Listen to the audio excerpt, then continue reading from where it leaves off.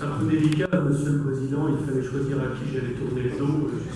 Je m'en excuse auprès de mes collègues, puisque évidemment, je vous salue, Monsieur le Président, mes chers collègues, et vous, Mesdames et Messieurs, et donc j'aurais eu effectivement, j'aurais été mari de devoir ne vous montrer que mon derrière. Donc, je disais donc, Brest, nous sommes, par de l'Europe, Fenarmé, les Gefinarmé, dans la tour. À garde contrôle, ok.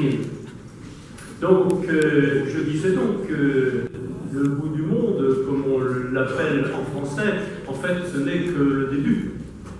Et Fenarmé, c'est bien sûr la tête du monde en breton. Donc, nous sommes ici, là où tout commence, quelque part. Alors, je dis cela parce que nous sommes évidemment dans les transitions et on a parlé de développement durable, on oublie souvent le quatrième pilier de développement durable qui est tout simplement la culture. Et j'espère bien qu'en 2040, je pourrai vous faire un discours en breton et qu'au moins vous soyez capable de le comprendre. Parce qu'aujourd'hui je pourrais continuer, mais malheureusement, dans ces cas-là, je pense qu'il n'y aurait que quelques pourcents de la population qui le comprendrait. Et ça, évidemment, c'est une transition. C'est aussi à notre portée.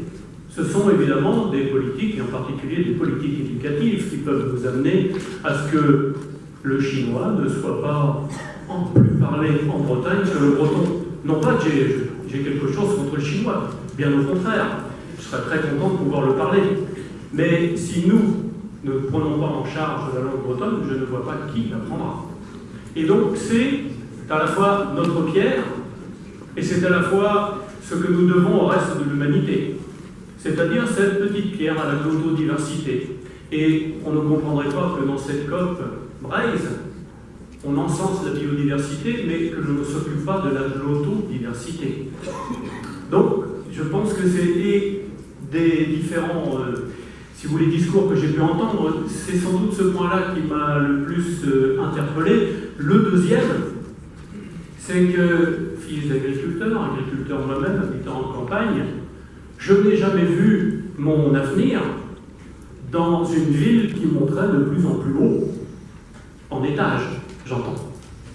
Et évidemment, parce que le nécessaire, j'allais dire, comment pouvoir économiser les terres agricoles et continuer à avoir des campagnes qui soient toniques, des petites villes et aussi des métropoles.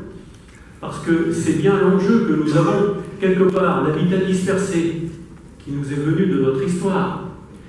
C'est l'histoire de l'élevage et ce lien consensuel que nous avons avec l'agriculture depuis longtemps et qui continue à irriguer la plupart de nos familles. Eh bien, ce lien-là a donné un développement original qui est celui de l'ouest de la France globalement avec un habitat dispersé. Donc, la COP, c'est pas de nous envoyer tous dans les métropoles, mais c'est bien de garder un dynamisme sur tout le territoire. Et c'est aussi vrai à l'est qu'à l'ouest. Et je ne suis pas de ceux qui opposent systématiquement, évidemment, à la fois les métropoles par rapport au milieu rural. Bien au contraire, chacun a besoin de l'autre. Chacun a besoin de l'autre. Nous avons besoin des métropoles parce que c'est vrai qu'on y fait de l'innovation. C'est vrai que nous avons des services que nous ne trouverions pas en campagne. Nous en avons besoin, mais elles ont besoin de la campagne, ne serait-ce que pour manger déjà. Parce qu'on peut croire évidemment qu'on fasse de l'agriculture urbaine et qu'on fasse pousser 2-3 carottes sur une terrasse, mais c'est pas avec ça qu'on va nourrir la famille. Donc, il y a l'eau, il y a la biodiversité, tout ça, c'est la campagne. Et donc nous avons ce projet-là. Alors, je dirais déjà dans les politiques que nous avons de la région, je pense aux politiques de cohésion territoriale, il faut quand même savoir que dans ces politiques-là, un Carésien, on lui donne 4 fois plus qu'à un Rennais. Et un habitant de Plermel, c'est 3 fois plus. Alors je dis ça parce que quelquefois je suis taquin. Et je dis quand on voit les DGF, c'est l'inverse. C'est l'habitant des grandes villes qui pèse 2 fois plus que l'habitant de la campagne. Bon, un rééquilibrage en quelque sorte. Mais vous voyez bien que ces politiques-là, nous avons à les faire. Alors, pas de vision manichéenne, évidemment, en ce qui concerne les villes. Alors la complémentarité, elle est évidemment essentielle. Et c'est cette vision partagée que nous devons construire, économiser, avoir, certes, regardé directement, localement, parce que c'est localement que nous aurons et que nous réglerons ce problème-là. Nous savons très bien que nous avons des territoires, des terres aujourd'hui, qui ne sont pas occupées par l'agriculture, dans lesquelles on ne mettra jamais un tracteur, et celles-là, on peut les urbaniser, même si elles sont loin d'un bourg, à partir du moment où tous les réseaux y arrivent. Ça, on le sait. Et ça, il n'y a que les acteurs locaux qui sont capables de le dire. Ça ne peut pas se faire de Rennes, ça ne peut pas se faire de Brest, ça ne peut pas se faire de Paris, encore moins. Donc c'est particulièrement important. Donc, nous avons un diagnostic lucide.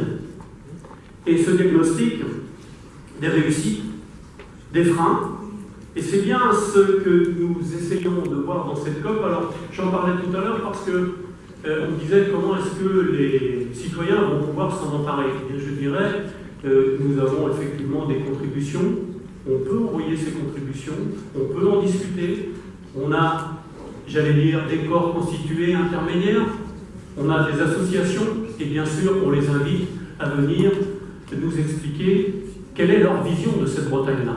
Parce que, évidemment, j'ai la mienne, mais je conçois qu'on puisse en avoir une qui soit différente. Alors, pour ma part, nous avons déjà participé avec notre groupe, nous avons déjà envoyé un certain nombre d'écrits, et donc nous continuerons à le faire. Et je parlerai tout à l'heure de quelque chose qui me tient particulièrement à cœur et qui sera évidemment la transition agricole, puisqu'il me semble qu'en Bretagne, ce sera quelque chose qui déterminera un moment de nos politiques. Je vous remercie.